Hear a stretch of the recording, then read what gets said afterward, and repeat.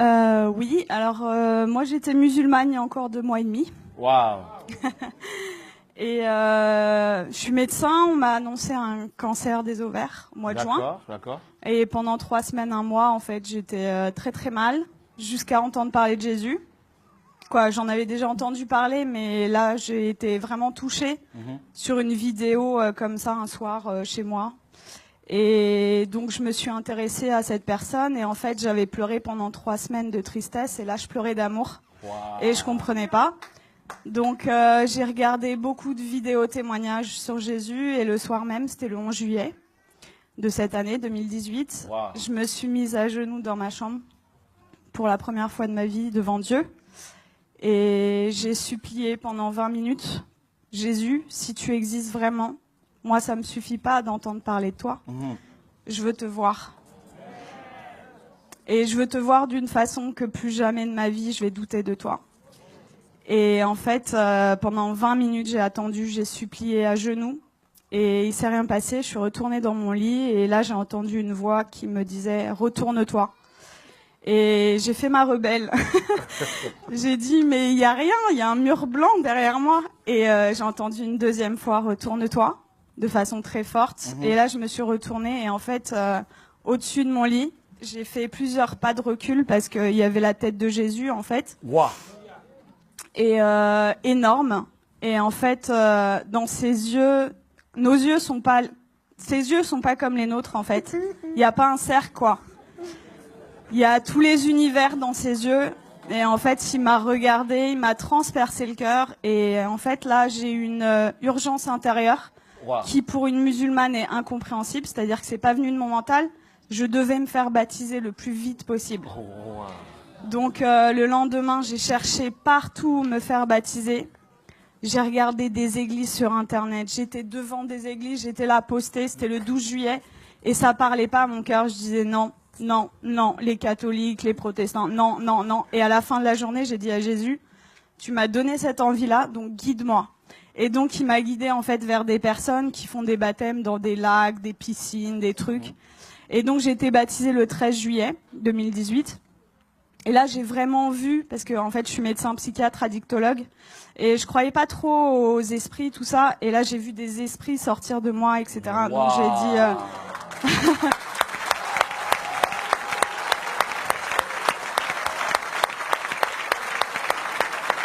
Est-ce que ça vous dérange de venir un peu?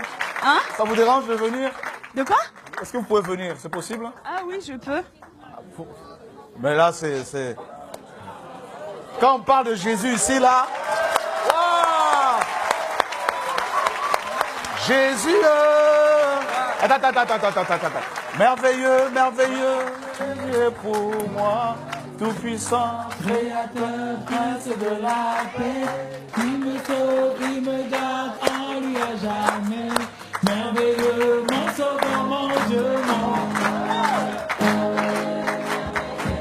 Wow!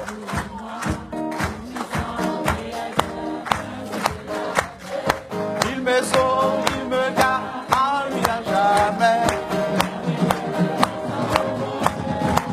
Ah, merveilleux, merveilleux, Jésus est pour moi, puissant, créateur, prince de la paix. Il me sauve, il me garde en lui à jamais. Merveilleux, merveilleux, Jésus est pour moi, tout puissant, créateur, prince de la paix. il me sauve, il me garde en lui à jamais. Merveilleux, mon sauveur, mon Dieu, mon roi. Merveilleux, merveilleux, Jésus est pour moi, tout puissant, créateur, prince de la paix. Il me sauve, il me garde en lui à jamais. Merveilleux, mon sauveur, mon Dieu, mon roi.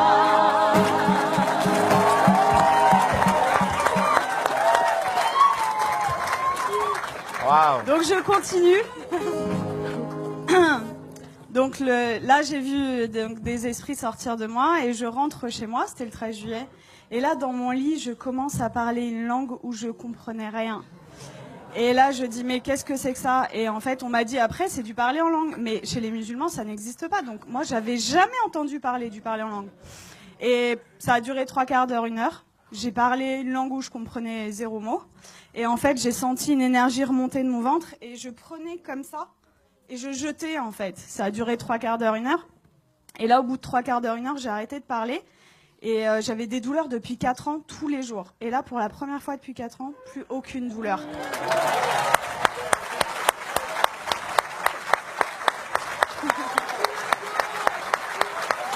Wow.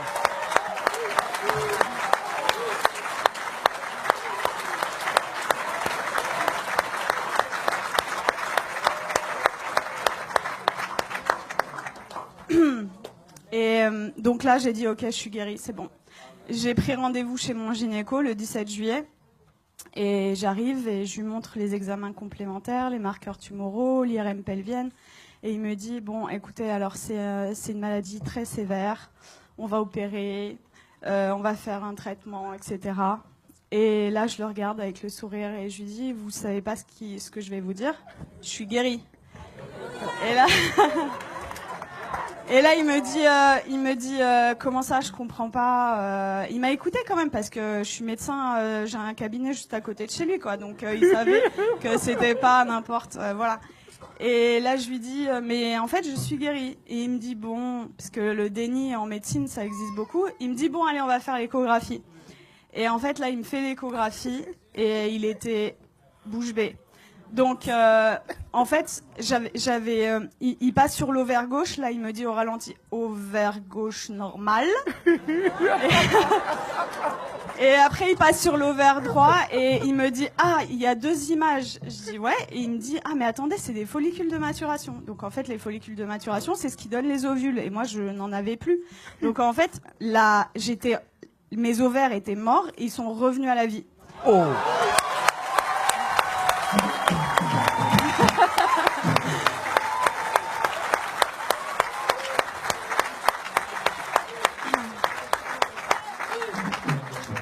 Et là, il retire la sonde et il me dit, vous vous rhabillez, vous allez m'expliquer ce qui s'est passé. Et du coup, je lui raconte en gros que j'ai rencontré Jésus 6 jours avant, qu'il m'a guéri et tout. Et il me dit, bon, écoutez-moi bien.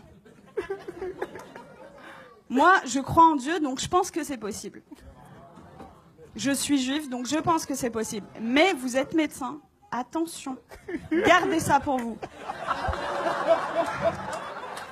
Et là, je lui ai dit, j'ai rigolé. Je lui ai dit, c'est impossible.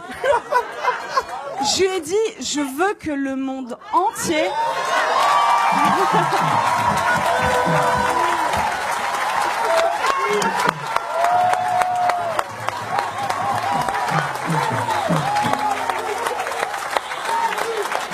Jésus, Jésus, Jésus, Jésus, Jésus, Jésus, Jésus, Jésus,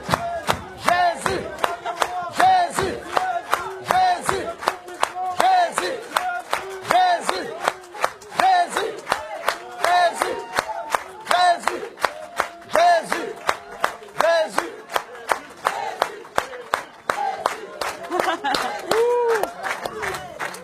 Je lui ai dit, je veux que le monde entier sache que Jésus est vivant. Et il m'a dit, bon, ok, et il m'a fait mon compte-rendu d'échographie, qui était normal, c'était un plaisir pur, et il me le rend, et là il me dit, est-ce que je peux vous faire la bise, au lieu de me serrer la main? Je dis, bien sûr. Et il me prend le visage, et il me dit que Dieu vous garde. Et en fait, ce que je raconte partout autour de moi, c'est, tout à l'heure, le frère disait que vous aviez vécu au Cameroun l'acte des apôtres. En fait, c'est ce que je vis tous les jours, quoi. Et c'est-à-dire que je travaillais que en cabinet, le Seigneur m'a amené à travailler à l'hôpital, aux urgences, et en fait, je vois des cas psychiatriques sévères. Et ma première garde après mon baptême, les infirmiers, le geste qu'ils ont fait le plus dans la nuit, c'était ça. Ils y croyaient pas, en fait. Il y avait que des miracles. Toute la nuit. Ils ont pas compris.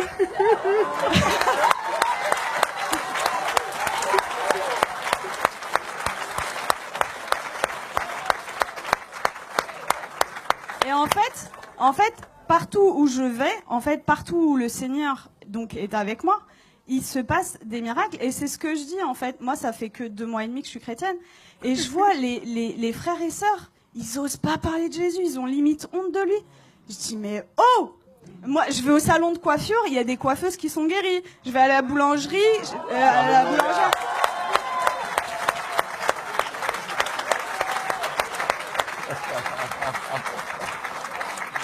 En fait, j'aime beaucoup cette expression. En fait, je dis que le Seigneur, c'est l'antidote à tout.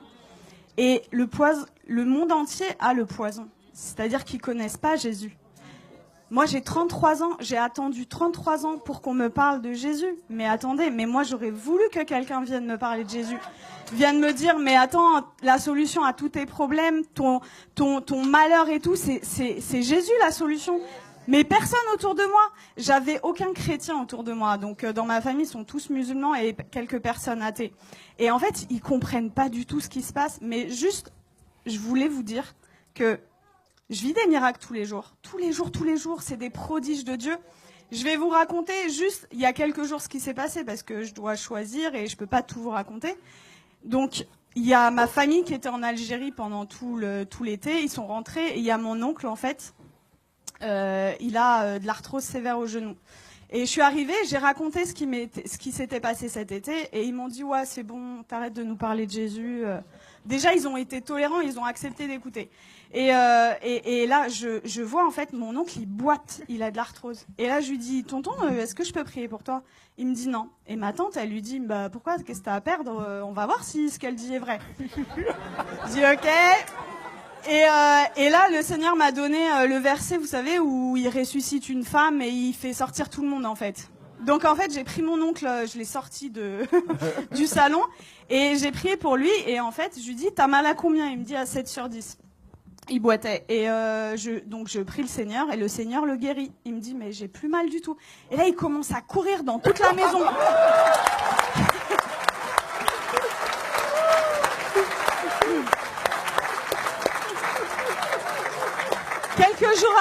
Quelques jours après, je retourne dans la famille et là, il me dit, Nermine, tu vas pas me croire, j'ai vu mon ophtalmo. En fait, il voit son ophtalmo 2 fois par an et pour son glaucome. Donc, le glaucome, c'est une maladie chronique, c'est à vie, c'est comme le diabète. Et il me dit, l'ophtalmo, il a pas compris, j'ai plus de glaucome. Il lui a dit, je peux pas t'arrêter les 2 traitements parce que voilà, mais j'en arrête 1 sur 2. La prochaine fois, s'il y a plus rien, on arrête le 2e, quoi. Et donc ça, c'était mon oncle et mon père qui a 80 ans, musulman depuis 80 ans. Waouh. J'ai été le voir, ça faisait très longtemps que j'étais pas allée le voir, au moins 6 mois, 1 an. J'ai été le voir jeudi dernier. Et en fait, je lui ai raconté ce qui m'est arrivé. Il a été guéri. J'ai prié pour lui. Il a été guéri de ses acouphènes, c'est des bourdonnements. Il avait depuis 10 ans plus d'acouphènes. Il avait mal au dos, il pouvait pas sortir sans ceinture. Plus de ceinture. Je l'ai sorti sans ceinture. Il voyait double, il avait une diplopie. Il voyait double quand il mettait pas ses lunettes. Plus de diplopie. Et là, au bout de 2 heures, il me dit, c'est bon, je me donne à lui.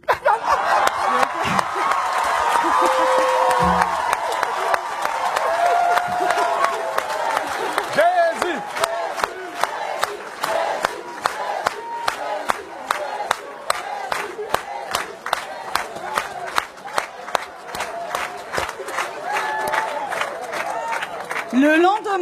Le lendemain, donc c'était vendredi là, non, c'était pas hier, c'était vendredi dernier.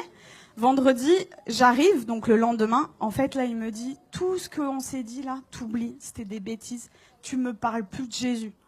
J'étais choquée. Je dis bon, ok. Et là, dans ma tête, au bout de 2 minutes, je dis non, ça va pas se passer comme ça. Et ça, vraiment, les frères et sœurs, c'est un truc hyper important. Vous priez, mais il faut proclamer aussi ce qui est écrit dans la parole. Et donc, dans ma tête, j'ai dit, je proclame qu'il appartient à Jésus. Je proclame qu'il appartient à Jésus. Et donc, j'ai proclamé. Et là, il me dit, j'ai la tête lourde et tout. Et je dis, j'ai vu l'opportunité. Je dis, je peux prier pour toi? Et il me dit, non, tu m'approches pas. Et donc, en fait, 3 fois d'affilée, en 1 heure, peut-être 3 fois, je lui ai proposé. La 3e fois, il me dit, ça prend combien de temps? Je lui dis 5 secondes. Je dis ok, il me dit ok, donc je mets ma main comme ça, je chasse les esprits au nom de Jésus. Et là, il éternue, mais de façon disproportionnée. Et là, il me regarde et il me dit, c'est parti. Je dis, ah ouais? Et il me dit, tu crois que ça a un rapport avec ta prière? Je dis, bah totalement. Et du coup, on est reparti à parler de Jésus. Je l'ai sorti, on est parti manger ensemble. Ça faisait 20 ans, ça faisait 20 ans qu'on n'était pas sortis ensemble. Et en fait, je lui ai parlé du baptême dans l'après-midi.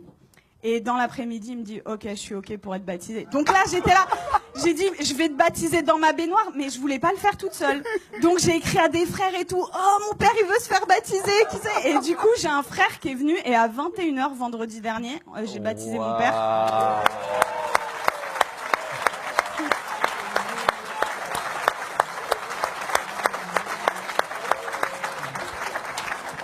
Et voilà, pour vraiment vous dire que rien n'est impossible. Il a 80 ans, il est musulman, jamais. Alors, après ma conversion, le Seigneur m'avait donné une vision où je baptisais mon père.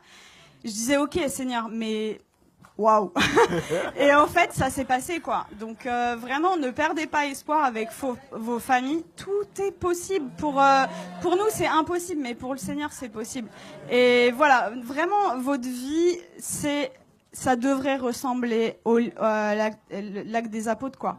Donc vraiment, n'ayez pas honte de parler de Jésus. Qu'est-ce que ça va vous coûter? Vous passez à la boulangerie. Vous savez, moi, je suis dans ma voiture et même sur le périph', j'ai des gens. En fait, je loue le Seigneur. J'ai effacé toutes mes musiques du monde là et j'ai mis des louanges.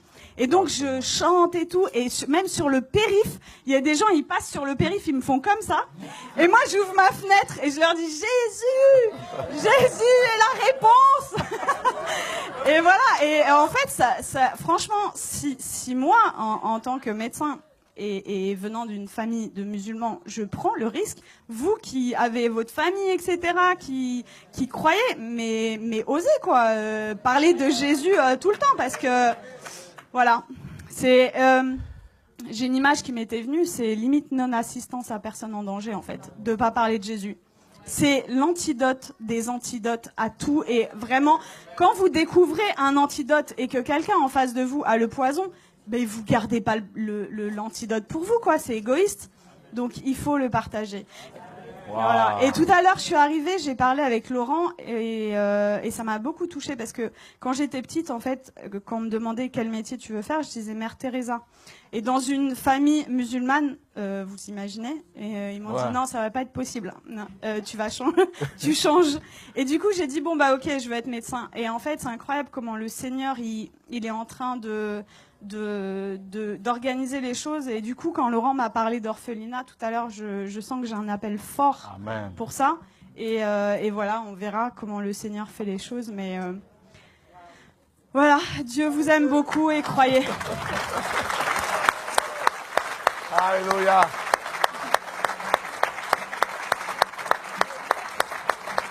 Waouh, gloire à Dieu.